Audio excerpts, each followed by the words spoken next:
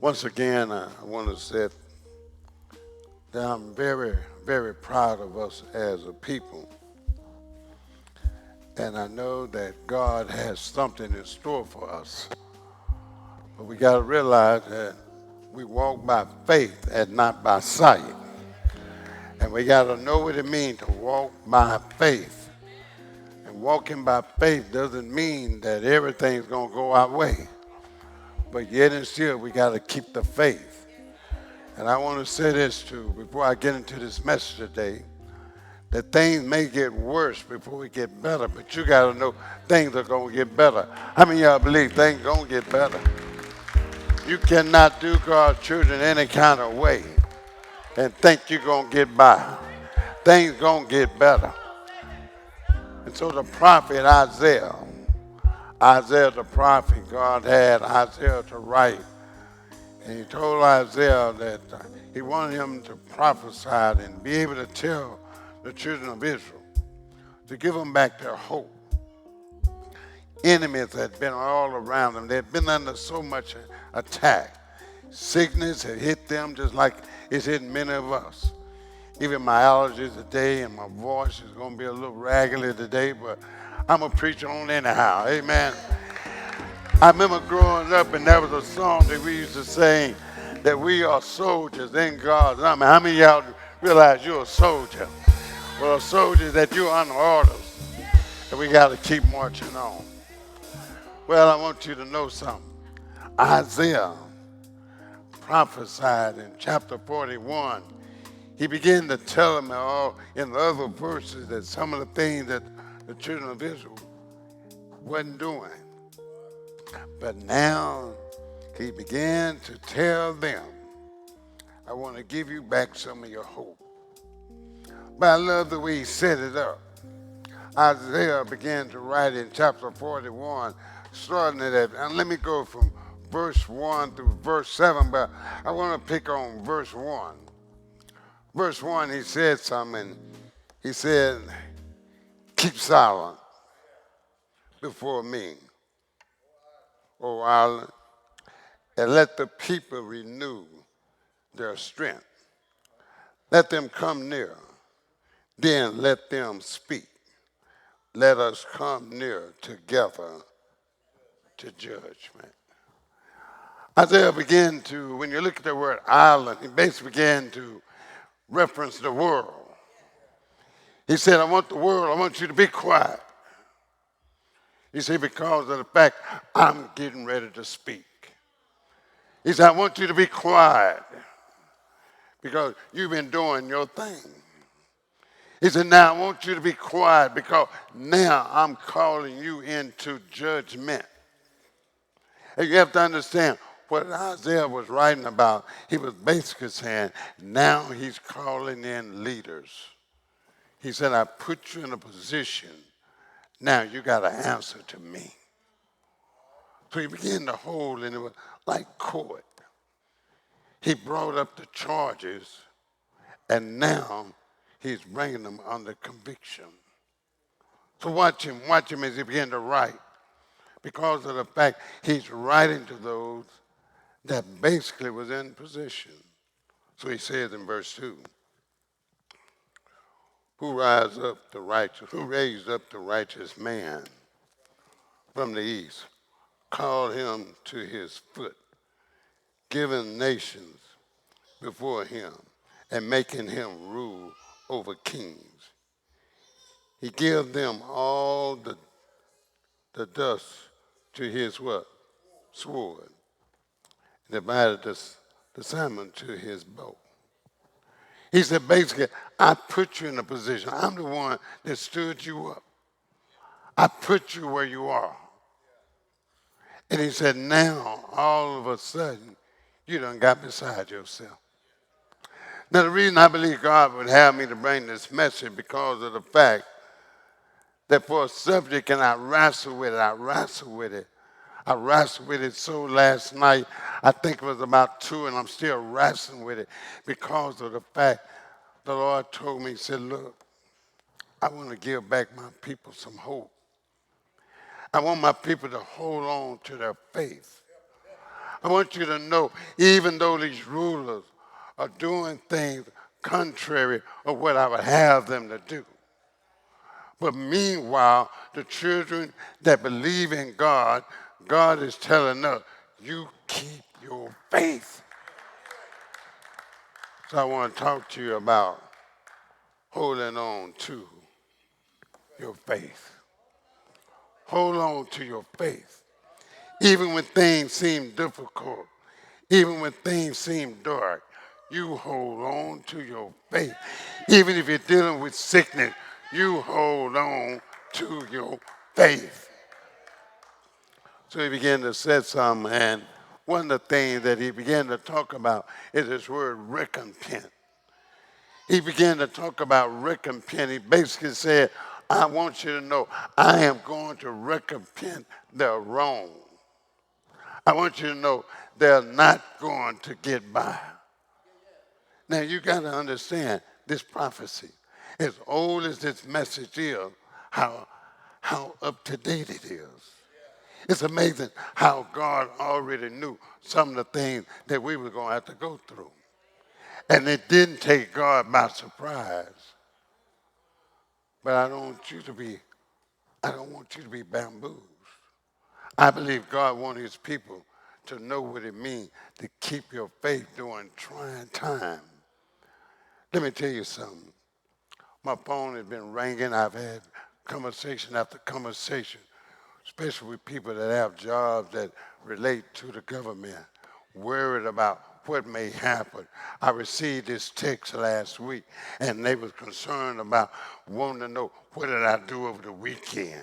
You know, all this other information they asked me for, and my job could be lost at any time. But it's something about the fact, and I understand on the other end, I'm telling you, keep the faith. But I understand that my job is not your job and your job is not my job. But I want you to know we both have a job to do. And right now, my job is to encourage you to keep the faith. I want you to know all of us as a child of a believer, I want you to know God is saying, look, I want to use you as fishermen of men. I want to use you to help encourage someone.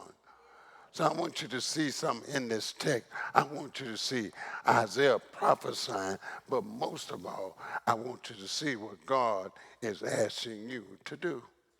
Now watch this. So he says something inside this recompense. Let me go to verse 3. And he said, he what? He purposed him to pass safely even by the way that he has not gone with him, with his feet. Now you got to understand. He may say, look, you know what? I done put you in a position you've never been this way before, and I let you pass by. I let you get to where you are. But you think I put you and let you get to where you are for you to do what you want to do?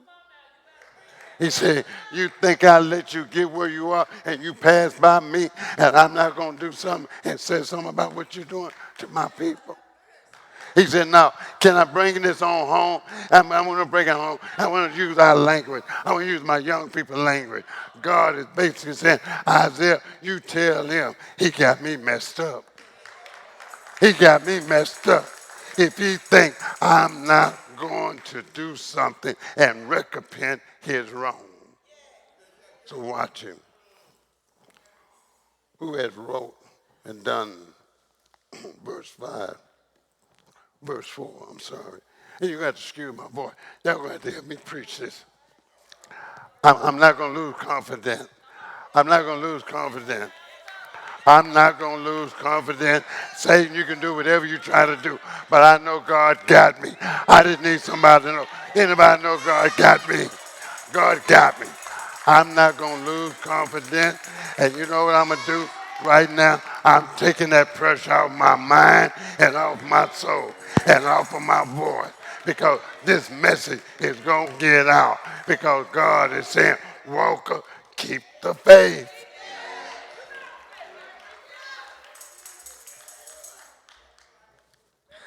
Then he said in verse 5, Alan saw it. and fear the end of the earth. Were afraid, draw near, and come. He said, I know some of y'all been afraid, but I want you to draw near, I want you to come. But then he said, their hope, everyone. He said, watch this. This is really a trip. In verse 6, watch he said. They helped everyone, his neighbor, and everyone said to his brother, be of good courage. Now that sounds really good. That sounds really great. But you got to understand what they were really basically doing. Pulling people together, telling people, look, help one another and encourage one another. And the people start telling, hey, brother, be strong, be of good courage. But they had a hidden agenda. Now watch this. So he said this. He said, I want you to see this. And I done got all off of my notes. He said, I want you to see this. He said in verse 7, so the carpenter, watch this. So the carpenter encouraged the goldsmith, and he that smote smooth with the hammer, him that smote the hammer, said, it is ready for the solder. And he fastened it with the nails, that it should not be moved. Now watch what Isaiah is saying. He said, God basically said, I'm calling y'all. Y'all thought I didn't see what y'all were doing to the people. You was trying to take away the people's hope. And then what you did is presented to the people a false God and tried to get the people to believe we are all together. Everybody is coming together and we all together. Y'all think I didn't see what you did. The carpenter is going to go and tell the blacksmith, hey man, I got a piece of wood. Can you make it out of metal? He said, yeah, I can make it out of metal. And then they got together and they created something. And then they went and said, I tell you what, let's take it now and tell the man to weld it together. And so they began to weld it together, and all three of them was only doing it just to make money. So what did they do? Watch this. They designed an image and began to tell the people, this is your God. He said, this is your God. So they said, the people was hurting so bad. And here's the thing. When people are looking for hope, they'll believe anything. When people are under distress, you forget about who brought you over. See, they had did a thing on the people's mind. See, you got to understand. Let me tell you something. Before you got the job, God already was providing for you. So why all of a sudden, if you lose the job, you think God's not going to provide for you? I only need about 3 witnesses that say God will make a way. I just need somebody to know that God will make a way. Don't let them mess up your mind, making you begin to worship other little God that they created, that they aren't going to make money off of you. So let me tell you what they did. Boy, this gets funny. They designed this little God. The woodman designed a God, and he came up with it, but he had a problem with it. That's why he went to the man that beat it out the metal. He said, look, man, I got an idea. He said, but I'm going to need you to collaborate with me and make it out of metal. He looked at it and said, well, I can do it. But why you want me to do it? Just do what I'm asking you to do, because we're going to fool the people and make them think that's their God. And what we're going to do is tell the people, if you want God in your life, you got to buy it here. We run a sale. Get 2 gods for 1. So they designed it. They came up with something. But here's the problem. Every time they would present their God, he fall over. They come back and they say, well, look, put another design on it. So he began to beat it a little bit more. He put another design, and then he got out there in front of the people, got ready to present their God. He fell over. So therefore, what happened is that they said, look, I got an idea. I got a homeboy down the road. He do a little welding. Let me bring him in. And look, I need you to weld my God so he can stand up in front of the people. Because every time I try to present my God, he fall over. God may say, Isaiah, tell them, I saw what you tried to do to the people. Try to fool the people, to make the people think that they God will stand up even in the midst of trouble, even in the midst of sorrow, even in the midst.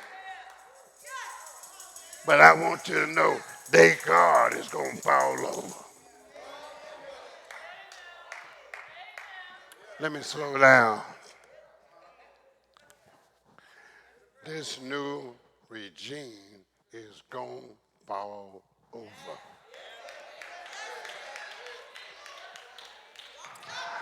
I don't care how many millionaires, trillionaires you get trying to will and hold this thing down.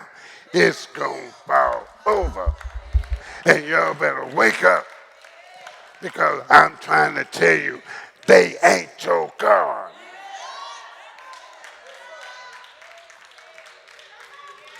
Walmart ain't your God. Target ain't your God. All these other big box stores, they ain't your God. You can make it without them. They are not your God. And eventually they will fall over.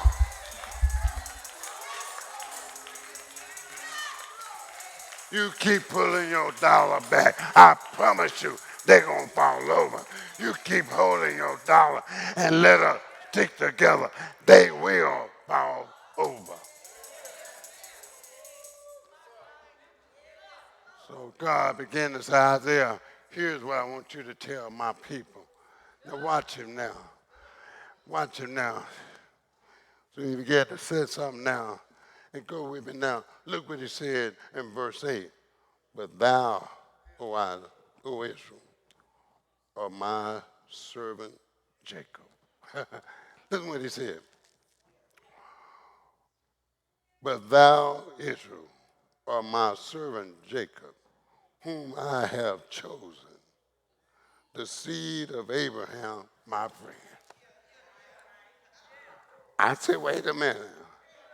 I don't know Abraham is your friend, but he put Jacob before Abraham. And the reason he had to put Jacob in there is for us Gentiles. Remember, let me just stop and say, sometimes you got to remember where you come from. See, all of us got a little Jacob in us. All of us done messed up like Jacob used to mess up. You remember Jacob? You know Jacob, the what? Better known as what? The trickster. You know, Jacob always had them games. Jacob didn't always walk with God. But once Jacob got himself together, Jacob was a man that was committed to God. And basically, you ain't always walk with God. I ain't always walk with God. I got a little Jacob in me, and you got a little Jacob in you. But God is saying, Jacobs, I need all you Jacobs to come together. How many Jacobs we got in the house? God is saying, look, I want you to know, I know you, Jacob, and because I know your daddy, Abraham is my friend. You my friend, too. Come down, Walker. Talk to yourself. I'm coming down. Come down, Walker. Oh, but I can't help it. I can't help it. Because Jacob represents repent. Jacob represents recovery. God said, I have forgiven you of what you have done in the past. Now you can recover because you are my servant. But watch this. This is what got me, and this is what got to get you. Watch this. Don't miss your shout. He said, you are chosen. I ain't the only one been chosen. You've been chosen. What you going through, you've been chosen. You've been chosen. You've been chosen. You didn't even know when you were back there living like Jacob, God had already chosen you. God already had something he wanted you to do. When you were back there living with Joseph, when you were back there drinking, when you were back there getting high, God already knew he had something for you to do. Come on, Joseph. Come on, Joseph. Come on, Joseph. God said, now I need you. You are my servant.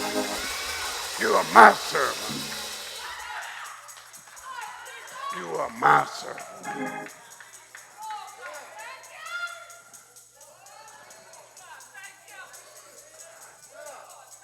How many of y'all know that song? I am a friend of God. I am a friend of God. He called me friend. Do you know what it's like to be a friend of God? Do you know what it's like to be a friend of God? Man, I remember one time, can I tell you this? And I'm going to get back into the text. But I ain't going to lie, I was hyped up, I was pumped up, you know, because of the fact, you ever been somewhere and then, they got that VP line, the VIP line. And everybody else is out there trying to get in. And then, you trying to get in. And then they got that VIP line. The VIP line is that people just walk in looking at the people trying to get in. They're like, I've been over there looking at, here it is, all them celebrities just walking in. And, I'm like, man, and you just walk right on, they just walk right on in. Well, boy, isn't it good? And they're just standing over there, I'm just standing over there, and I'm like, man, how long is it going to be before they let the common folks in? I want to get in too. I want to get in too, but unfortunately, I wasn't privileged to be in the VIP line. But then what happened is that as other people were walking in, somebody that was in the VIP line looked over and saw me walking. I said, hey, man, come on, man. I said, me there, come on, man. See, what I'm trying to tell you, that's what Jesus did. Jesus looked over there and saw you and told you, come on, man. Come on and walk in the VIP line. You walking with me. You with me. You ain't got to stay over there. Come on and walk on in. See, that's why anybody in the VIP line with Christ, I'm hanging out with Christ today. I'm excited about being saved today. I just got to remember, hold on to my faith because you are somebody.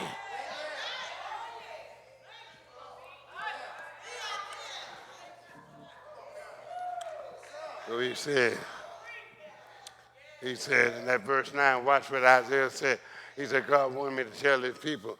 He said, thou whom I have taken from the end of the earth and called thee from the chief men thereof, and said unto thee, thou art my servant. Anybody hear God calling you that you know that you are his servant? I used to struggle because, see, I had a path. I struggle because of the fact that, and I realize that some people still struggle because of their path. But I want you to know, God already knew. And God already knew about your mess up back then. But here's the thing that I love about God. God is God. Matter of fact, God kind of reminds me of James Brown. You remember James Brown? James Brown, I used to love James Brown. I used to love James Brown. I used to love James Brown. But remember that James Brown was so smooth that James Brown was sometimes, he'd be, oh man. And so James Brown came out with the dance and they called it what? The moonwalk.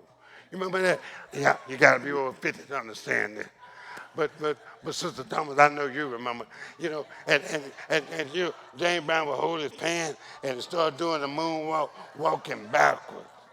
Michael Jackson didn't invent that. James Brown invented that dance.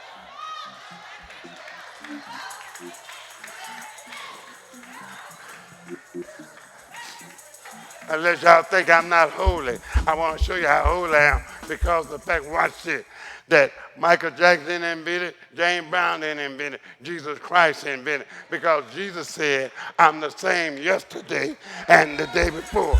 He's the only one that can moonwalk back in our past and fix stuff that we messed up back there. He just moonwalk right on back up in there. See, y'all thought I wasn't holy. Y'all thought I wasn't spiritual. But I'm trying to tell you, God will moonwalk in your path and make all things work together for the good of those that are called according to his name. Now, maybe you get that God got a calling for your life. God's going to take your mess up, what had happened to you in the past, and bring some good to your future. Isn't that something? He's amazing. That's the kind of God we serve. He's amazing. So watch what he said. So he said, thou art my servant. I have what? Chosen thee. And not cast thee away. So I want you to know, I chose you. I didn't cast you away. I know things may look doomed. I know you're going through some things. I know you may be without a job. I know you may be dealing with some sickness, but I haven't cast you away. I know you lost your loved one, but I haven't cast you away.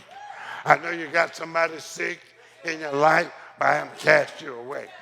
I don't want you to think I done forgot about you because I have not cast you away.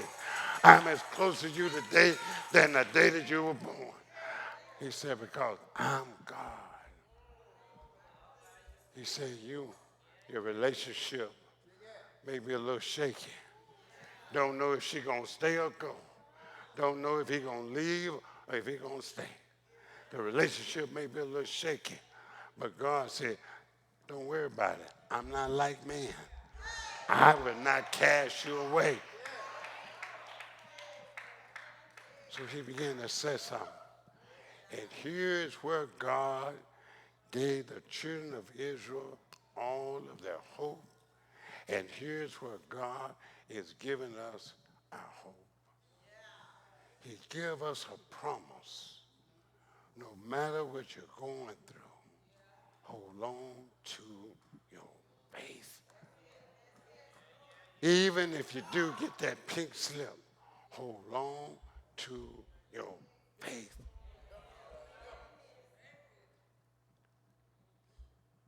Let me show you something about God. I want you to go to Deuteronomy. Real quickly. Go to Deuteronomy with me, and I'm ready, almost through, Hammer. Deuteronomy 32. Go to Deuteronomy 32 with me. I want you to look at that one scripture with me. Deuteronomy 32 and verse 35. See, this is why we need to know something about what is happening in our world. And verse 35 says, to me belong vengeance and recompense. Thy foot shall slide into the due time. He said, their foot shall slide in the due time, for the days of their calamity is at hand. And the things that shall come upon them, make haste. He said, just a matter of time before their foot, can I illustrate it? Before their foot slip out from under them. It's just a matter of time. See, I want you to know, things may get worse before it get better. but God have not forgotten about his chosen people.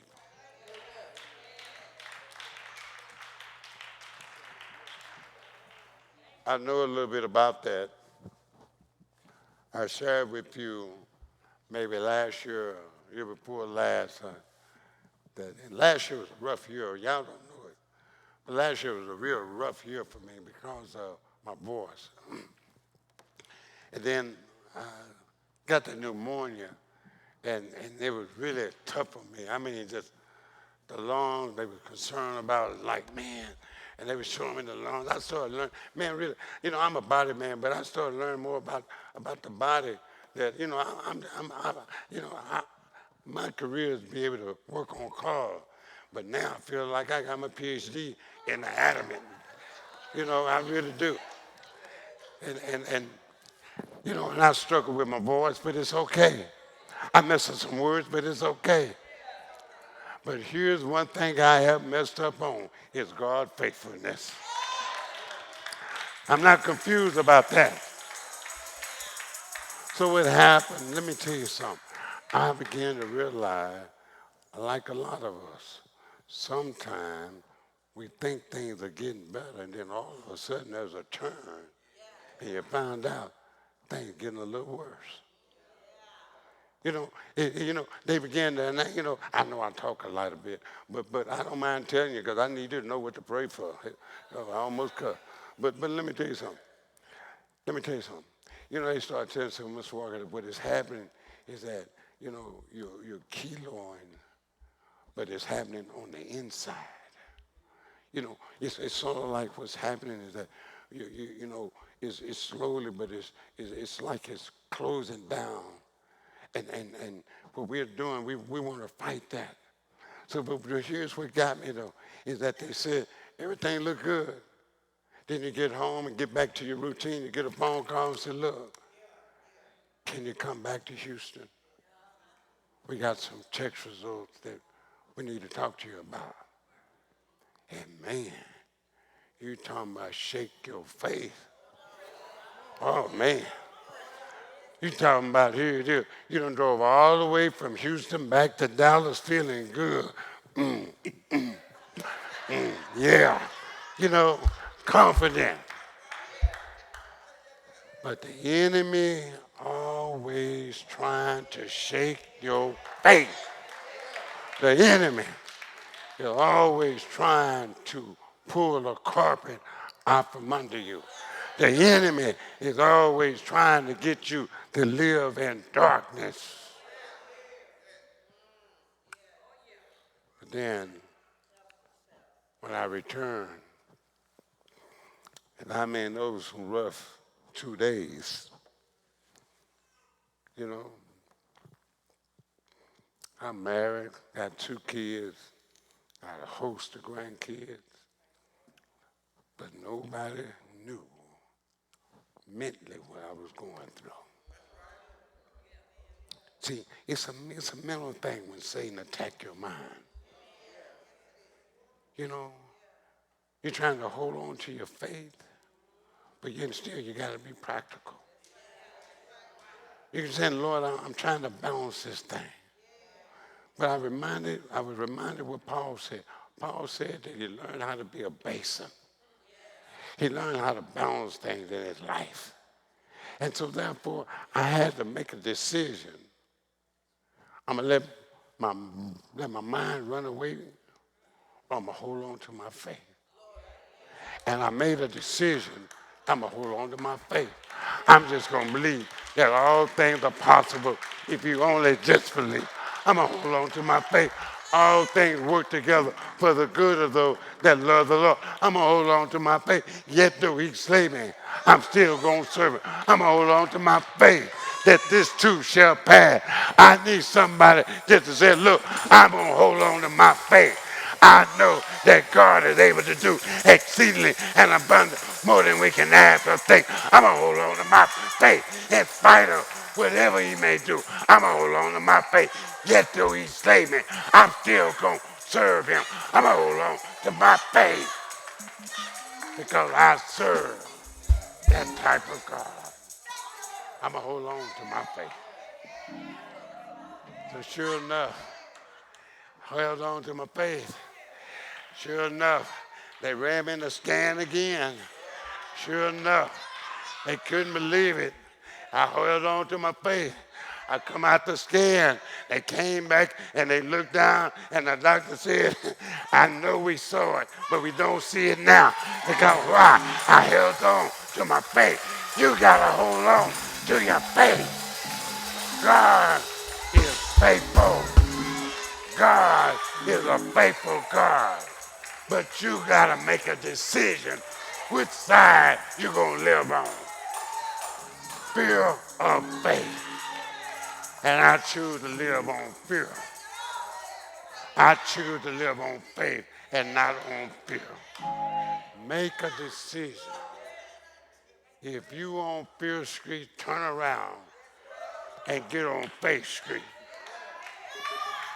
Faith Street is where you find your Savior, meeting all of your needs. So watch this. Can I show you what Faith Street looked like? Faith Street. Go back to Isaiah. I want to show you what Faith Street looked like. Go back to Isaiah. Isaiah chapter 41. I want to show you what Faith Street looked like. Because verse 10 says, fear thou not. Now this is a conversation that he's having. He said, I saw you fear. I know what you're worried about. I know the anxiety that you're dealing with. But do anybody hear God speaking to you today? He said, fear thou not. And watch what he said. This is the promise. And the word, say the word for. Spell the word for. F-O-R. And every time we get to that word, and you're going to see it about 2 or 3 times, I just need y'all to preach it with me, and I just need you to say the word for. Now watch this. He said, fear thou not. I am with thee. Anybody know God is with thee? He said, I need you to know, because God is with you. He is with you. He's with you. Not only that he's with you, but watch what he said. Be not dismayed. He said, I am thy God. Oh, y'all don't hear me. He said, don't be dismayed. See, don't get caught up in what you see and what you think. Don't let Satan bamboozle you to make you begin to serve this little God that won't stand up. Don't be dismayed, making you think that God that you serve is not real. See, I want you to know this is the little G God. So I want you to know, President, let me tell you, Moss and his assistant, Donald, will soon be cut down. Don't be dismayed. Because God said, for. See,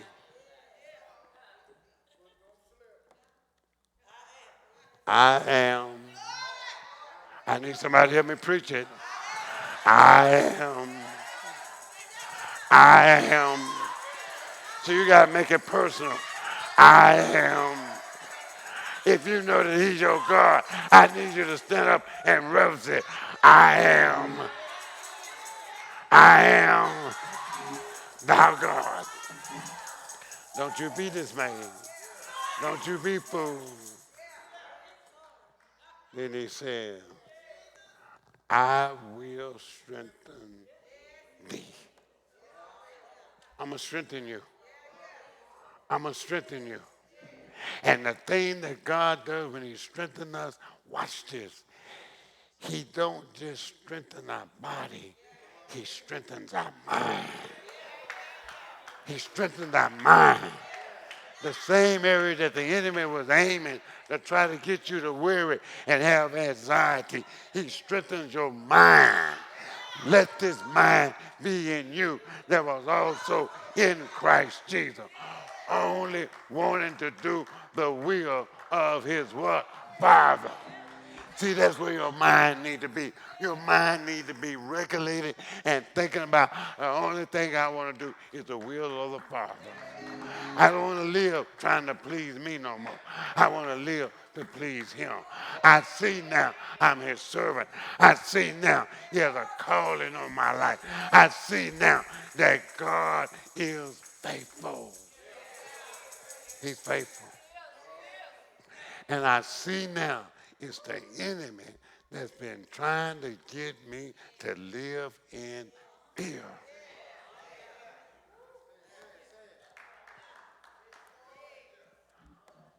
So he says, then he said, I'm not all that. He said, I want you to see this. Not only am I going to strengthen you, but all these are promises. He said, I'm not just going to strengthen you, I will help thee. See, you know what? Let me tell you something. You ever hear people say stuff like, well, if you need me, call me. Come on now. You know, how many really mean that?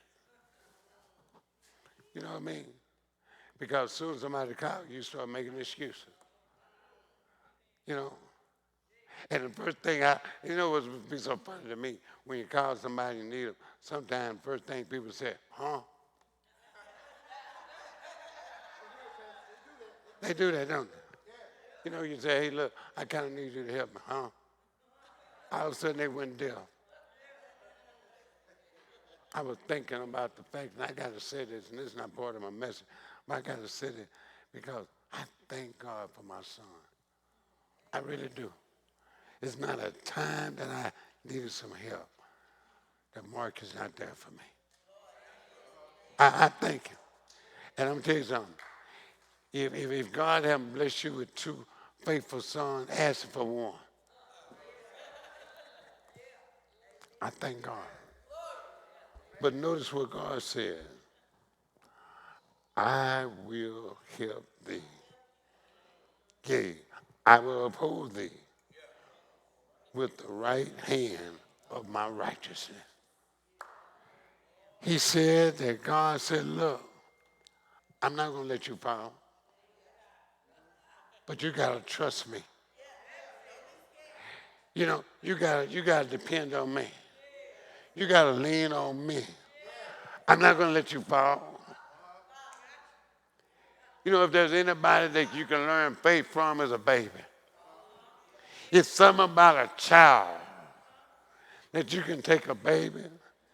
And I remember when Kevin was a little boy, I remember that he used to love to climb. Matter of fact, I got a little weary with any monkey in it because he used to love to climb. But it was something else about him that sometimes I said, come on down. And he see his daddy, and he just jumped. Not worried about if I catch him, not worried about if he'll hit the ground, because he knew it was his daddy that was telling him to come. Oh, y'all missed your shout. You missed your shout. How many of you see your daddy telling you, your heavenly Father telling you, come, come, I got you. I'm not going to let you fall. Come, I got you. Jump, trust me, I got you. God is saying, look, trust me, I got you. Don't worry about the administration. You just come. Trust me. So I come to a close. Hold on to your faith. Even when things seem to be dark and people walking out of your life. hold on to your faith. Even if the job should go away, hold on to your faith. But I want to share this with you.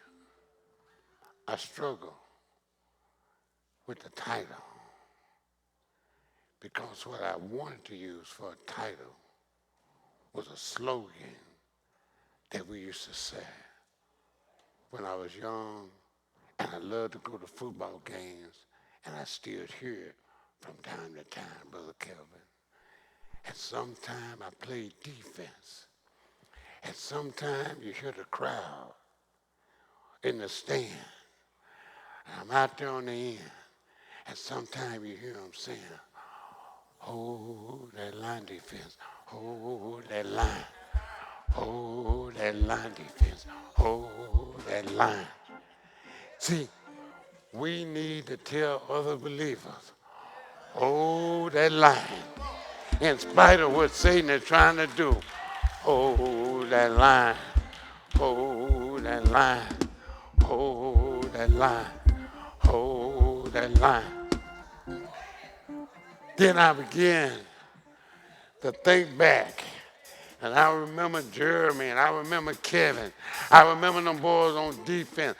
And I remember sometimes Kevin moving down the line, playing Rover, Dick Keith. And sometimes I see him sometimes pat the boy and tell him, look, man, come on now. And sometimes somebody just needs to pat somebody next to you and tell them, look, hold that line.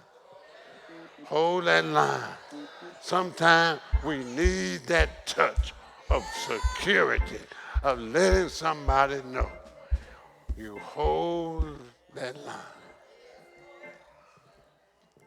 So I want you to keep the faith.